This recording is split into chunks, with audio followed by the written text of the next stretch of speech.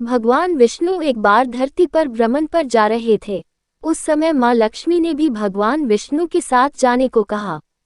विष्णु जी ने कहा कि वह साथ तो चल सकती है, लेकिन एक शर्त पर। उनकी शर्त थी कि धरती पर जब भ्रमण के लिए जाए तो उनको उत्तर दिशा में नहीं देखना है, चाहे कैसी भी स्थिति क्यों न प्रकट हो जाए।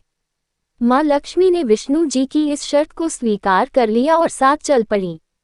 जब श्री हरि और माँ लक्ष्मी धरती पर भ्रमण पर आए तो लक्ष्मी जी की नजरें उत्तर दिशा की तरफ गई। उत्तर दिशा में हरियाली और मन मोह लेने वाले बगीचे थे। वहां की सुंदरता को देखते हुए माँ लक्ष्मी बगीचे की ओर चली गईं और एक फूल तोड़ लिया और विष्णु के पास वापस आ गईं। ये देखकर भगवान विष्णु रो पड़े।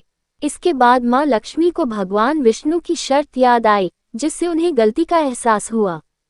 भगवान विष्णु ने कहा कि किसी ने बिना पूछे उसकी चीज को इस्तेमाल करना या छूना एक अपराध है।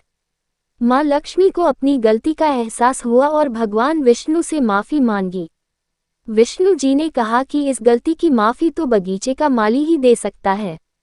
इसके आगे उन्होंने कहा कि माँ लक्ष्मी को माली के घर का दासी बनकर रहना होगा।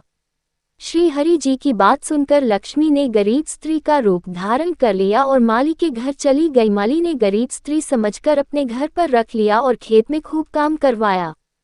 कुछ समय बाद जब माली को एहसास हुआ कि ये कोई गरीब स्त्री नहीं बल्कि माँ लक्ष्मी है, तो उसे पछतावा हुआ और रोने लगा। उसने माँ लक्ष्मी से माफी मांगी। इस पर धन की देवी ने कहा कि जो भी हुआ वो नियति थी, इसमें उसका कोई दोष नहीं है। लेकिन जो व्यवहार माली ने लक्ष्मी जी के साथ किया उससे बहुत प्रसन्न हुई और जीवन भर सुख समृद्धि से परिपूर्ण रहने का वरदान दे दिया।